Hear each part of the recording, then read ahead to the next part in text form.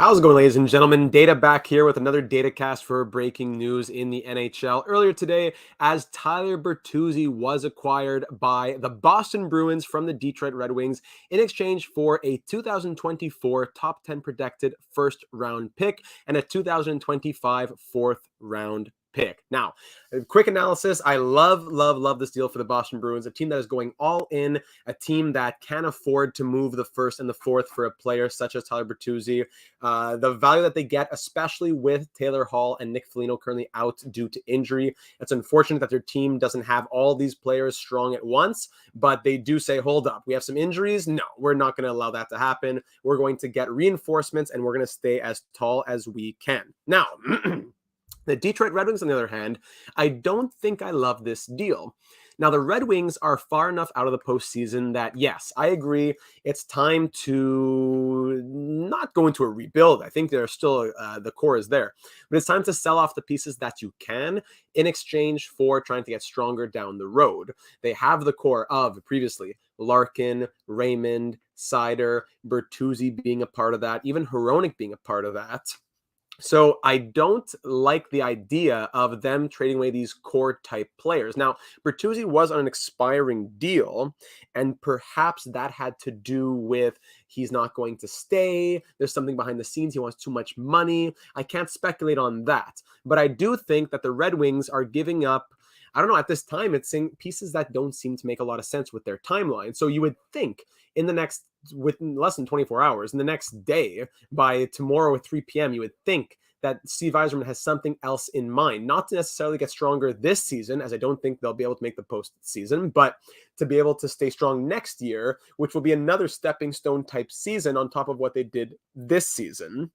Yeah, it's Jader. Yeah, we just went live for the Domi deal. Khudobin and a 2023 second going to Chicago in exchange for Max Domi. So I love it for the Bruins. Max Domi, Tyler Bertuzzi, a great piece, a playmaking winger, scored a lot of goals last season, but he's a passer first and foremost. I think his defensive game is coming along as well. As always, I usually see more Eastern Conference games than Western Conference games. He's in the 29th percentile of even strength defense over the last 3 years of weighted average data. But as you see right here, the defense has increased this season, just ever so slightly. I would say maybe like 10 percentiles.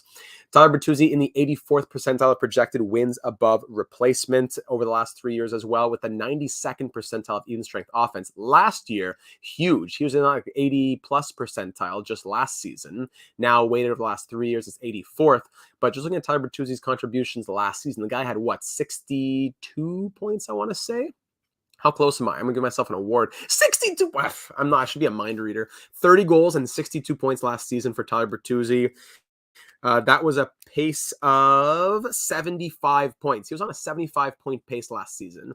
Now, this year, weaker team, been a down year, has been injured, getting like 3.5 minutes less of ice time per night, only played 29 games, and his pace has been a 40-point pace. Not quite the same that he was at last season. So a 40-point pace this season from Tyler Bertuzzi. He has been getting a lot less ice time than he's used to as well, not just last season, than he's usually used to. On top of that, his 82-game average in the NHL is a 54-point, 25-goal scorer kind of guy. He's going to be great for the Bruins, hopefully filling in where Taylor Hall was, and hopefully Hall will be back sooner rather than later. He does draw a lot of penalties. He's a pesky guy out there. Goals 4 per 60. He's not 64th percentile, 47th percentile of primary assists. You would think it might be higher as a playmaker, but he scores as well as a playmaker. 30 goals last year. He's a 25-goal scorer throughout his career. This was Bertuzzi's projection card entering the season. Note that he's not a super prolific hitter, but he does draw a lot of penalties. This was his projection card entering the season. Very high percentiles for the chance assists and the primary shot assists, high danger passes. Even without all that stuff, just looking at the even strength offense and defense, he's a useful enough player. Draws a lot of penalties, as we said previously, 89th percentile of penalties drawn. His penalty differential is not horrible, 45 to 89 right here. So all very good. Now, going back to the trade itself, I do think that the Bruins very much benefit from this without having to give up too much value. Excited to see his game in the playoffs. Good point here from Figgy. Very excited to see what he does in the postseason. He's going to have an extra little pep in his step. And Dom commenting, Boston just not going to stop. So the strongest team in the NHL has just gotten stronger. And the Red Wings, while they get good value, I don't know, they got a first and a second for Hronek. They got a first and a fourth for Bertuzzi. They get good value. Maybe Hronek, they got more than they should have. Bertuzzi, I would think that he could have gotten a bit more. Maybe it's that he's definitely going to free agency and the Bruins won't have the money to get him. Maybe that's what keeps the value being a little bit lower. Who do you think Clemens' new backup goalie will be? Could be just Tarasov at this point. I don't think they'll go out and get anyone at this point in the season. They'll just ride out Merzlikins and whoever wants to back him up. I don't think they're going to go out and make any deals at this point. But next year, we could see anyone in free agency going to Columbus in a backup role, right? The most entertaining deadline week ever, I would say, in my opinion. So hopping over to the Boston Bruins now, we're not going to see it go through on Cap Friendly just yet since these deals are happening after 5 p.m. We'll only see them go through tomorrow. But now we see the Bruins have traded a first in 2023, a first in 2024, or actually, no, it did go through. Sorry, it was the Domi trade that didn't go through. The Bertuzzi deal was earlier today. So yes, we are able to see everything updated. And that means, let's see their cap space, $39,504 in cap space. It has to be it for moves now from the Bruins, I would think. They have no first or second the next 2 years. Only one third in the next 2 years as well. Only 1/3 out of their top 3 picks in the next 2 years, and no second in 2025 either. So only a first and 2/3 over the next 3 years. And you would think that 2025 first also moves next season sometime probably. Bertuzzi at 50% salary retained, by the way, is making $2.375 million as a UFA. The Bruins will have a lot to think about this offseason. Does Bergeron come back for another year? Bertuzzi can get him on a cheap enough deal. Garnet Hathaway, who they just picked up. Dmitry Orlov, who they just picked up. I don't think they have the money to sign most of these guys, honestly. Maybe they can move out Forbort, Mike Riley, etc., and they could still make some other deals, but Jeremy Swayman's going to need a contract as well. It's going to be tough to keep this group together, and although they'll still be an elite team next season, I don't know if I see the Bruins being they'll still be one of the top teams in the league, but I don't think they'll be as far above everyone else next season. I think it's a fair point to make. The Bruins will be good next season, but I don't think they'll be as good as they've been this year. Pasternak also getting extended tonight or earlier today, $11.25 million for the next 8 years, bringing him all the way to the end of 2031. And yeah, the Bruins are in a great spot right now, and they've given their team and their players every chance to succeed. They're doing everything they can, and now it's up to the players to get that done. Tyler Bertuzzi joining that team. He was a lifetime Detroit Red Wings second-round pick back in 2013. He's been with the organization his entire career. He was a good piece for them. 28 years of age, just turned 28, still young enough to be a part of, heading into his prime, heading into the next few seasons for Detroit, the next 2, 3, 4 years, supposed to be major seasons for them. It's unfortunate. It is unfortunate that he won't be a part of that unless something happens that he comes back in the offseason, but that is quite rare. The Domi return was Anton Khudobin and a 2023 second-round pick going back to Chicago for Max Domi. So the Red Wings now have $7.5 million of cap space. They can still play around a little bit. They have all their salary cap retention spots, I think, still. They're retaining on Bertuzzi. They have 2 more spots, and they're retaining on Panik. I didn't know about, or is that from a buyout? No, buyout history's over here. So they can retain 1 more salary. That's it. They can retain 1 more salary tomorrow, and they have the money to make it happen. A lot of teams will have the ability to make that happen tomorrow. So what's the Red Wings core moving forward? You have Larkin, Kopp, and Fabry, as well as Zadina as the only forwards signed until at least 2024, 2025. For defense, you have Sherratt, Yikes as well, and Olimata and Jake Wallman and Ville Husso. So if you're looking long term, really, it's only like Larkin and Kopp for the next 4 years after this one minimum. No one else is going to be on the team for that long. Salary cap, draft pick wise, the Red Wings now have 2 firsts, 3 seconds, and a third in this year's draft. So 5 top 2 round picks, and then a first in 2024 as well from the Bruins. That is top 10 protected, but I doubt the Bruins have a top 10 pick in 2024.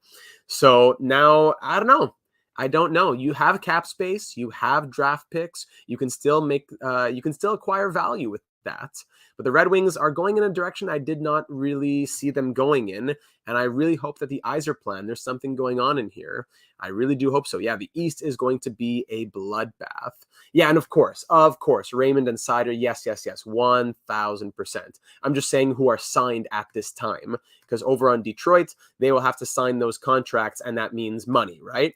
I'm just saying currently, as of dollar value, they only have 2 players signed long-term. You would think that Bertuzzi would have been a part of that core. You would have thought that Hronek would have been a part of that core. But right now, you've only committed to Larkin and Kopp. Of course, I have no doubt in my mind that Lucas Raymond will sign after in 2025. I have no doubt that Moritz Seider will sign it in 2025 to a big deal. No doubt in my mind. I'm just saying, as of now, the Red Wings don't really have as many pieces moving into the next few years as they thought that they would have had at the start of the season, probably. Joe commenting, Bertuzzi Larkin split is heartbreaking, but Bertuzzi is going to love Boston. Yeah, Bertuzzi will love playing in Boston. His style of play will fit in very well with the Bruins, a team that really needed his type of player as well, especially with Taylor Hall going down. But I gotta say, I don't want to pass judgment yet, but I really have to think that Steve Yzerman has more in store. It's Jader. Montreal getting a net 0 on draft capital so far is wild. Unfortunately, no Monahan deal likely happening, no Allen deal, I don't think. But I would think as well, speaking of saying the word think so much, I would think that Joel Edmondson moves not because the Canadiens want to move him, but because so many teams are going to come knocking. If he's healthy, if he has a strong enough game tonight, there will definitely be teams who are going to trade, I would think, at least a second-round pick for Joel Edmondson because of his price tag, because of his term. And the Canadiens maybe could broker deals as well as a third party. Not too many deals are left to happen, like a JVR deal where he's making, $7 million? A team could eat 50% on that. But I gotta say, there's some teams that have been a bit disappointing in terms of not doing enough. Like as we saw earlier, decrease of draft capital the past 2 weeks. Montreal is one of 1, 2, 3, 4, 5, 6, 7, 8, 9. Only 9 teams. It might sound like a lot with all the trades happening, but there are 32 teams in this league, and only 9 of them have done nothing, and the Canadiens are one of them in terms of draft capital in the past 2 weeks. Meanwhile, you have the Coyotes and the Predators getting 8. And you have Chicago, Washington 4, which is Chicago maybe at 5 now after Domi. Well, yes, 5 after Domi. Columbus, Detroit, St. Louis. Detroit add 2 more. They're at +5. Bruins, it cost them 6 picks to do all this. So they're down 6. Tampa's down 5. Ottawa's down 4 as well as Toronto. And the Canadiens, they should be at least at +2, you would think, by 3 p.m. tomorrow. The Habs have not been doing anything aside from Guryanov. So Guryanov is value, of course. You can't just say they haven't done anything at all. But I agree with it's Jader here. Shocked that they haven't brokered any deals yet. Whatever happened to John Moore and Jonathan Bernier? Are their careers over, or did they disappear from the rink? John Moore is on Minnesota, I believe, and Jonathan Bernier is in New Jersey. So their careers are still going. Not quite in the roles that they had on Detroit, I don't think. But they're still out there. They're still out there in the NHL. So, ladies and gentlemen, thank you for joining me tonight. That's what I have to say about Tyler Bertuzzi. Please do leave your thoughts down here in the comments. Leave a like if you also enjoyed. And be sure to be subscribed for breaking news and analysis as we move into the trade deadline tomorrow, Friday, March the 3rd, 1 to 4 p.m. live coverage. John Moore's on the Ducks now. My apologies. John Moore over on the Ducks, but Jonathan Bernier on the New Jersey Devils. Tad, thank you for being here as well. Everyone, thank you for taking the time to enjoy. We'll be back maybe even later tonight. Who knows when these deals continue to happen, but we will be live 1 to 4 p.m. tomorrow. I'm very excited for it. Trade deadline coverage. And you would think there would be some big moves from teams that you wouldn't expect, for players you wouldn't expect, from a team such as Detroit with this money, with this draft capital. In the end, love the trade for the Bruins, but the Red Wings, it's fair value back their way, but organizationally, I find it's an odd move. I'll give it until 3 p.m. tomorrow before I pass my final judgment when I do the winners and the losers of the deadline. But I'll be very curious to see what happens. B Greenup's going to watch the Blackhawks fire up the ECHL roster right now. And Jader, thanks for the love, buddy. Very much appreciate that. If you're new, check it out. NHL 23 franchise mode, career simulations, and breaking news and analysis in the real world of hockey. Ladies and gentlemen, have yourselves a fantastic evening, and we'll be talking soon. Good night.